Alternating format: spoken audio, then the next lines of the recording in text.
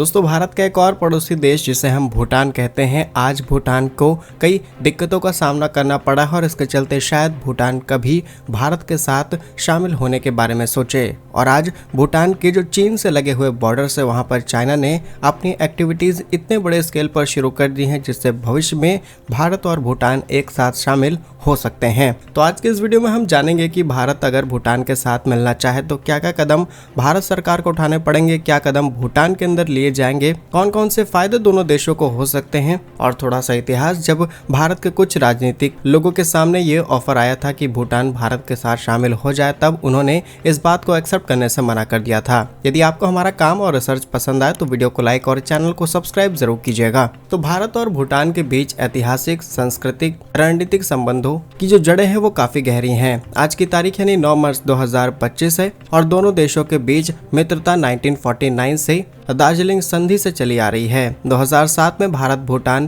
के बीच मैत्री संधि की जाती है। तब से दोनों देशों के बीच रिश्ते इतने ज्यादा मजबूत हो गए और रिश्ते अभी तक चलते चले आ रहे हैं। भूटान भले ही कभी भारत का हिस्सा ना रहा हो, लेकिन ब्रिटिश काल में करीब 1865 की बात है जब सिंचुला संधि के तहत यह ब्रिटिश भारत का एक संरक्षित राज्य था। 1947 में भारत की स्वतंत्रता के बाद 8 अगस्त 1949 को दार्जिलिंग संधि के तहत भारत ने भूटान की संप्रभुता को मान्यता दी, लेकिन उसकी विदेश नीति और रक्षा में महत्वपूर्ण भूमिका निभाई। लेकिन 2007 में भूटान ने इस संधि को संशोधित करते हुए अपनी विदेश नीति को पूरी तरीके से आजाद कर दिया, यानी कि भारत की तरफ से अलग कर दिया गया। आज भूटान की जनसंख्या करीब 7.54 लाख है। क्षेत्रफल 38,394 स्क्वायर किलोमीटर का है और ये डेटा वर्ल्ड बैंक 2023 के मुताबिक है। इतिहास की बात की जाए तो कई रिसर्च पेपर ये दावा करते हैं कि एक समय चाइना इतना ज्यादा हावी हो गया था भूटान पर कि भूटान भारत में शामिल हो सकता था। इसके अलावा भूटान खुद इंडिपेंडेंटली भारत के अंदर शामिल होना चाहता था, लेकिन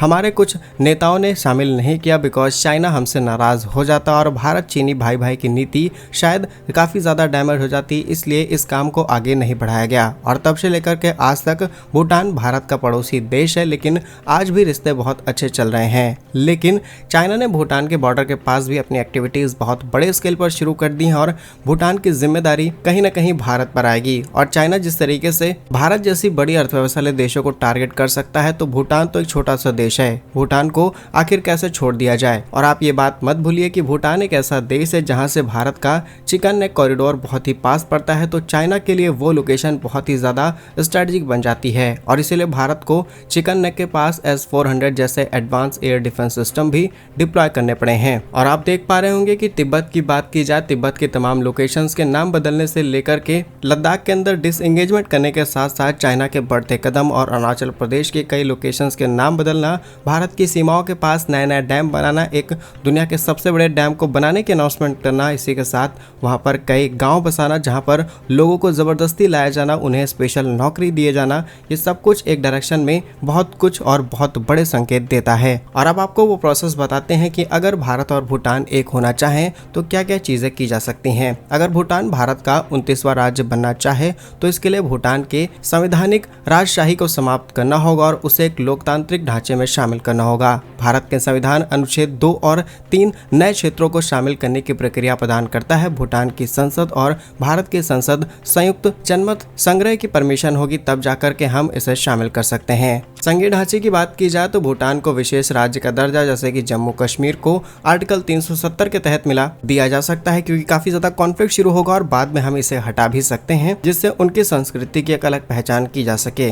आर्थिक एकीकरण, दोनों देशों के बीच पहले से ही व्यापार काफी बड़े स्केल पर है। हाइड्रो पावर प्लांट से लेकर के इंपोर्ट एक्सपोर्ट, तमाम खाने पीने की चीजें सब की जाती हैं। और साल 2023 और 24 में द्विपक्षीय व्यापार करीब 873 मिलियन $, था और इसकी वजह से हम कुछ सीमा शुल्क भी दूसरे देश से चार्ज करते हैं ताकि कमाई की जा सके। और एकीकरण होने के बाद ये सारे सीमा शुल्क पूरी तरीके से खत्म हो जाएंगे। इंडियन इंडस्ट्रीज डायरेक्टली भूटान के अंदर ऑपरेट कर सकती हैं और भारत में जुड़ने की वजह से भूटान की अर्थव्यवस्था एकदम से बहुत बड़ी अर्थव्यवस्था बन जाएगी। और सबसे बड़ी बात कि भूटान भारत के लिए चीन के खिलाफ एक बफर राज्य है। डोकलाम संकट 2017 में दोनों देशों सैन्य सहयोग की मिसाल मौजूद है। एकीकरण की वजह से भारत और ज्यादा ताकतवर हो सकता है, लेकिन जैसा हमने आपको बताया कि ये चीजें आसान नहीं, यहाँ पर कई चैलेंजेस आ सकते हैं। पहला चीज कि भूटान में ज्यादातर आपको बौद्ध धर्म के लोग मिलेंगे और क्लियर एयर, हैप्पी इंडेक्स, हर मामले में भूटान हमसे काफी ज्यादा आगे माना जाता है अर्थव्यवस्था और डिफेंस को छोड़ करके। इसलिए जो विविधता हमें देखने को मिलेगा, इसकी वजह से संस्कृत पहचान में एक संकट पैदा हो सकता है। अब जनमत की बात की जाए यानी जनता की परमिशन की, तो भूटान के लोग अपनी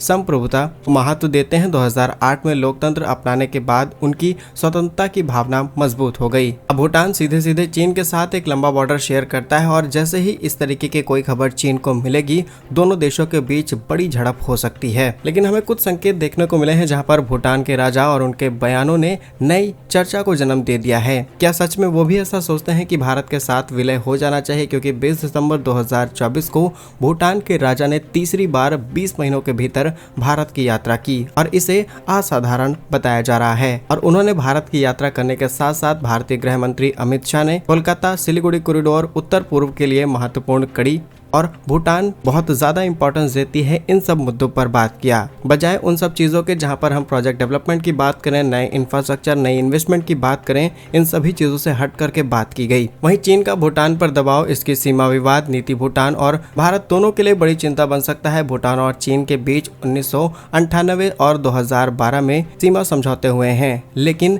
चीन ने इन समझौतों का बार बार उल्लंघन किया। विशेष रूप से डोकलाम क्षेत्र में 2017 में भारत और भूटान की मांग पर डोकलाम में चीनी सेना की सड़क निर्माण गतिविधियों को रोकने के लिए हस्तक्षेप किया गया, क्योंकि यह क्षेत्र भारत भूटान चीन त्रिकोणीय सीमा पर स्थित है और सिलीगुड़ी कॉरिडोर के लिए एक स्ट्रेटेजिक रूप बताया जाता है। और अगर आपको लगता है कि सिर्फ ख्याली पुलाव है, एनालिसिस के बेसिस पर हम आपको इन्फॉर्मेशन दे रहे हैं, क्योंकि ऐसा पहले किया जा चुका है। सिक्किम जो कभी भारत का नहीं था, कुछ समय बाद भारत में शामिल हो जाता है। डायरेक्ट प्रपोजल आता है ताकि इनकी सिक्योरिटी बढ़ सके, चीन के चलते बढ़ रहे दबाव को कंट्रोल किया जा सके और सिक्किम ने सक्सेसफुली भारत को ज्वाइन कर लिया और आज भारत का एक राज्य है। वहीं मार्च 2025 तक की डिटेल्स आपको बताएं तो भूटान और भारत के बीच कई संबंधों को मजबूत किया गया है। विशेष रूप से बांग्लादेश में चल रही अस्थिर राजनीति के चलते चीन की बढ़ती आक्रामकता को देखते हुए भूटान और भारत के बीच कई प्रकार के सुरक्षा और व्यापार सहयोगों पर चर्चा की गई है। हाई लेवल बैठकें की गई हैं और जो भूटान और भारत को एक लॉन्ग टर्म में पार्टनर के रूप में देखता है।